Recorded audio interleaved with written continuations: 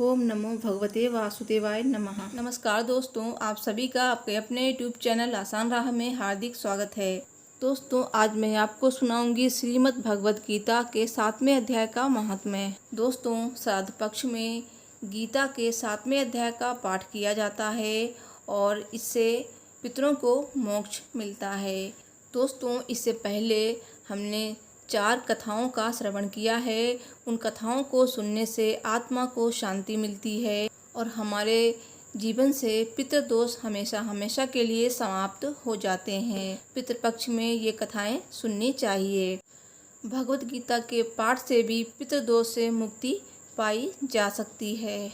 आज के इस वीडियो में हम सुनेंगे गीता का 7वां अध्याय। गीता का 7वां अध्याय पितृमोक्ष और पितृ मुक्ति से जुड़ा है। गीता के इस अध्याय का नाम है ज्ञान विज्ञान योग। भगवत गीता का 7वें अध्याय का महात्म्य भगवान भोलेनाथ ने माता पार्वती जी को सुनाया था। चलिए वीडियो शुरू करते हैं। इससे पहले आपसे एक रिक्वेस्ट है, अगर अभी तक आपने मेरे चैनल को सब्सक्राइब नहीं किया है तो सब्सक्राइब कर लीजिए। साथ ही कमेंट बॉक्स में ओम नमः शिवाय, ओम नमो भगवते वासुदेवाय नमः अवश्य लिखिए।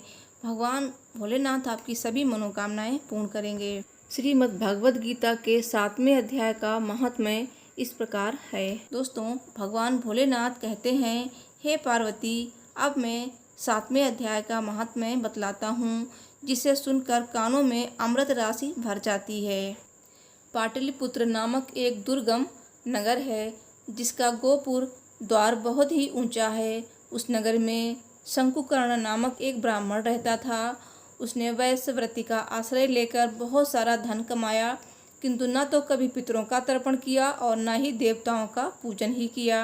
वो धनोपार्जन में तत्पर होकर राजाओं को ही भोज दिया करता था। एक समय की बात है, उस ब्राह्मण ने अपना चौथा विवाह करने के लिए पुत्रों और बंधुओं के साथ यात्रा की। मार्ग में आधी रात के समय जब वो सो रहा था, तब एक सर्प ने कहीं से आकर उसकी बाह में काट लिया।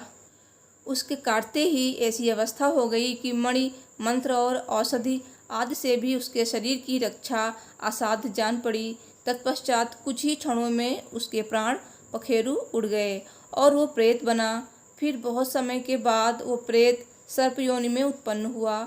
उसका वित्त धन की वासना में बंधा था। उसने पूर्व वृत्तांत को स्मरण करके सोचा, मैंने घर के बाहर करोड़ों की संख्या में अपना जो धन गाड़ रखा है, उससे इन पुत्रों को वंचित करके स्वयं ही उसकी रक्षा करूँगा। सांप की योनि में पीड़ित होकर पिता ने एक दिन स्वप्न में अपने पुत्रों के समक्ष जाकर अपना मनोभाव बताया।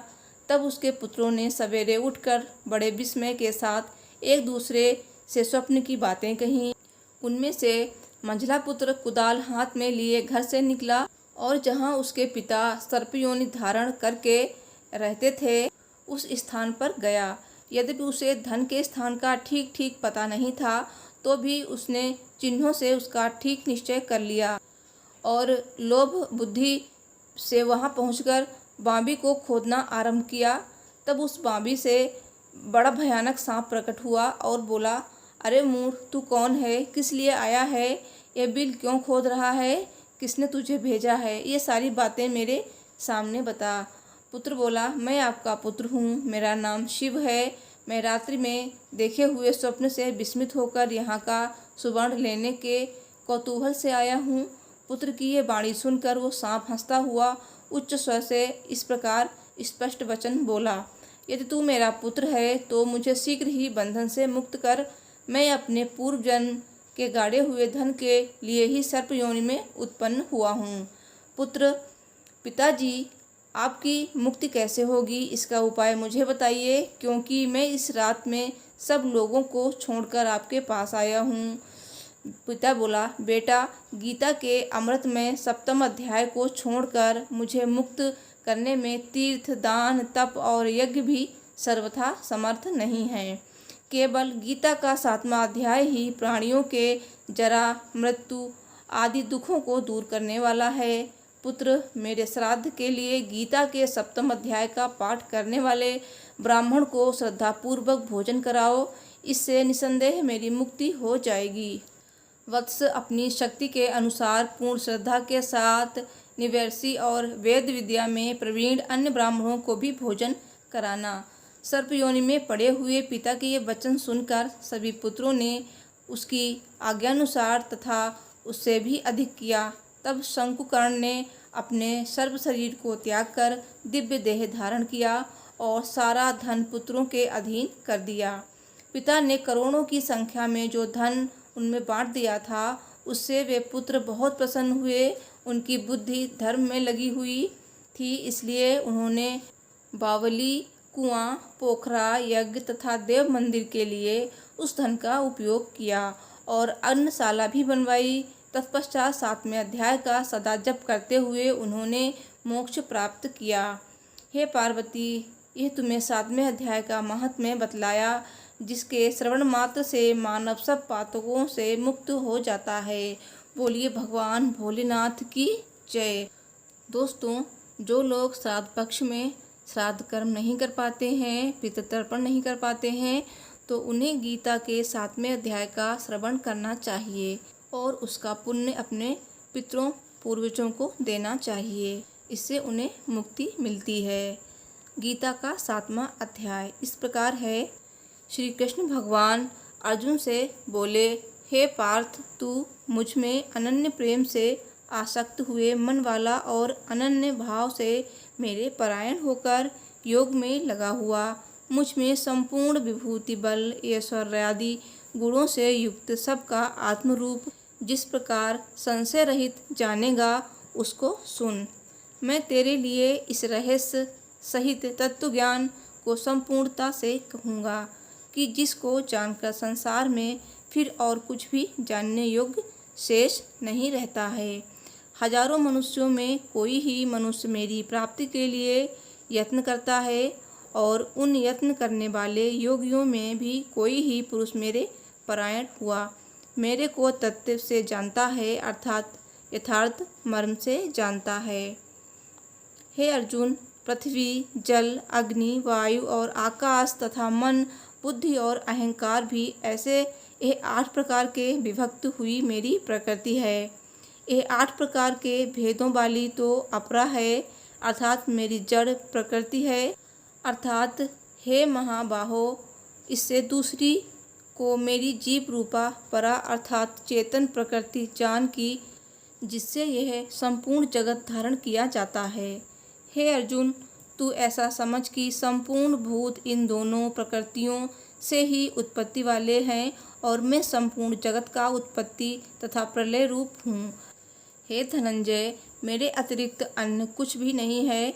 जिस प्रकार माला में मोती धागे पर आश्रित रहते हैं, उसी प्रकार ये संपूर्ण जगत मणियों के समान मुझ पर ही आश्रित है। हे कुंती पुत्र, मैं ही जल का स्वाद हूँ, सूर्य तथा चंद्रमा का प्रकाश हूँ, समस्त वैदिक मंत्रों में ओमकार हूँ, आकाश में ध्वनि हूँ और मनुष्यों द्वारा किया जाने वाला पुरुषार्थ भी मैं ही हूँ। मैं पृथ्वी में पवित्र गंध हूँ, अग्नि में ऊष्मा हूँ, समस्त प्राणियों में वायु रूप हूँ, मैं प्राण हूँ और तपस्वियों में तप भी मैं ही हूँ। मैं प्रथापुत्र, तू मुझको ही सभी प्राणियों का अनादि अनंत बीज समझ।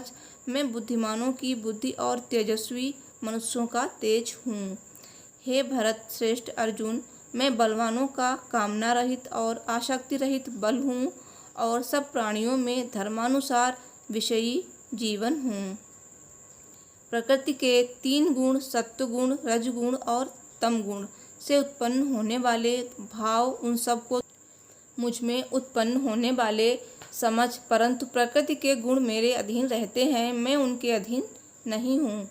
प्रकृति के इन तीनों गुणों से उत्पन्न भावों द्वारा संसार के सभी जीव मोहग्रस्त रहते हैं।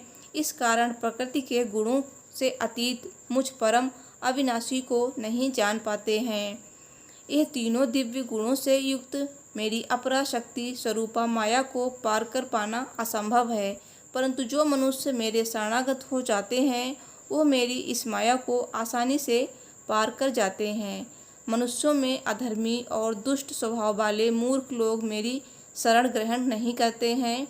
ऐसे नास्तिक स्वभाव धारण करने वालों का ज्ञान मेरी माया द्वारा हर लिया जाता है। हे भरत श्रेष्ठ अर्जुन, 4 प्रकार के उत्तम कर्म करने वाले, आर्त दुख से निवृत्त चाहने वाले, आर्थार्थी धन संपदा चाहने वाले, जिज्ञासु केवल मुझे जानने की इच्छा वाले और ज्ञानी मुझे ज्ञान सहित जानने वाले भक्त मेरा स्मरण करते हैं। इनमें से वो ज्ञानी सर्वश्रेष्ठ हैं जो सदैव अनन्य भाव से मेरी शुद्ध भक्ति में स्थित रहता है, क्योंकि ऐसे ज्ञानी भक्त को मैं अत्यंत प्रिय होता हूँ और वो मुझे अत्यंत प्रिय होता है।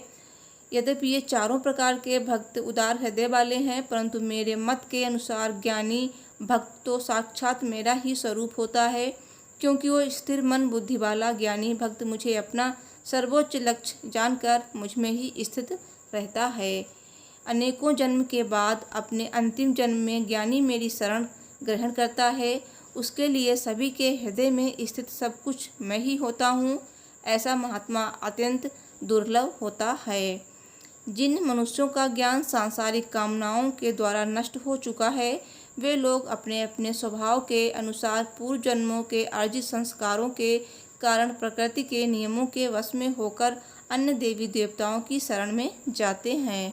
जैसे ही कोई भक्त जिन देवी देवताओं के स्वरूप को श्रद्धा से पूजने की इच्छा करता है, मैं उसकी श्रद्धा को उन्हीं देवी देवताओं के प्रति स्थिर कर देता हूँ। वो भक्त सांसारिक सुख की कामनाओं से श्रद्धा से युक्त होकर उन देवी देवताओं की पूजा आराधना करता है और उसकी वो कामनाएं पूर्ण भी होती हैं, किंतु वास्तव में यह सभी इच्छाएं मेरे द्वारा ही पूरी की जाती हैं। परंतु उन अल्प बुद्धि वालों को प्राप्त वो फल क्षणिक होता है और भोगने के बाद समाप्त हो जाता है। देवताओं को पूजने वाले देवलोक को प्राप्त होते हैं, किंतु मेरे भक्त अंततः मेरे परम धाम को ही प्राप्त होते हैं। बुद्धिहीन मनुष्य मुझ अप्रकट परमात्मा को मनुष्य की तरह जन्म लेने वाला समझते हैं, इसलिए वो मेरे सर्वश्रेष्ठ अविनाशी स्वरूप के परम प्रभाव को नहीं समझ पाते हैं। मैं सभी के लिए प्रकट नहीं हूँ, क्योंकि मैं अपनी अंतरंगा शक्ति योग माया द्वारा आच्छादित रहता हूँ। इसलिए वो मूर्ख मनुष्य मुझ अजन्मा अविनाशी परमात्मा को नहीं समझ पाते हैं। हे अर्जुन, मैं भूतकाल में, वर्तमान में और भविष्य में जन्म मृत्यु को प्राप्त होने वाले सभी प्राणियों को जानता हूँ, परंतु मुझे कोई नहीं जानता है। हे भरतवंशी, हे शत्रु विजेता, संसार में सभी प्राणी इच्छा द्वेष आदि द्वंद्वों से उत्पन्न मोह के कारण जन्म लेकर पुनः मोह को प्राप्त होते हैं, परंतु जिस मनुष्य ने पूर्व जन्मों में और इस जन्म में पुण्य कर्म किए हैं तथा उसके सभी पाप पूर्ण रूप से नष्ट हो चुके हैं, वह दृढ़ संकल्प के साथ मेरी भक्ति करके मोह आदि सभी द्वंद्वों से मुक्त हो जाता है। जो मनुष्य मेरी शरण होकर वृद्धावस्था और मृत्यु से मुक्ति पाने की इच्छा करता है, ऐसे मनुष्य उस ब्रह्म को, परमात्मा को और उसके सभी कर्मों को पूरी तरह से जानता है। जो मनुष्य मुझे अधिभूत, संपूर्ण जगत का कर्ता, अधिदेव, संपूर्ण देवताओं का नियंत्रक तथा अधियज्ञ, संपूर्ण फलों का भोक्ता सहित जानता है और जिसका मन निरंतर मुझ में स्थित रहता है, वो मनुष्य मृत्यु के समय में भी मुझे जानता है। इस प्रकार उपनिषद, ब्रह्म विद्या तथा योग शास्त्र स्वरूप श्रीमद् भगवद गीता में श्री कृष्ण तथा अर्जुन के संवाद में भगवत ज्ञान योग नाम का 7वां अध्याय संपूर्ण हुआ। हरि ओम तत्सत। बोलिए भगवान कृष्ण की जय। बोलिए श्रीमद् भगवद गीता की जय। दोस्तों, वीडियो पसंद आई है तो प्लीज़ वीडियो को लाइक शेयर कीजिए और मेरे चैनल को भी सब्सक्राइब कीजिए। मिलती हूँ नेक्स्ट वीडियो में। Thanks for watching. हर हर महादेव। जय माता दी। जय श्री कृष्ण जी।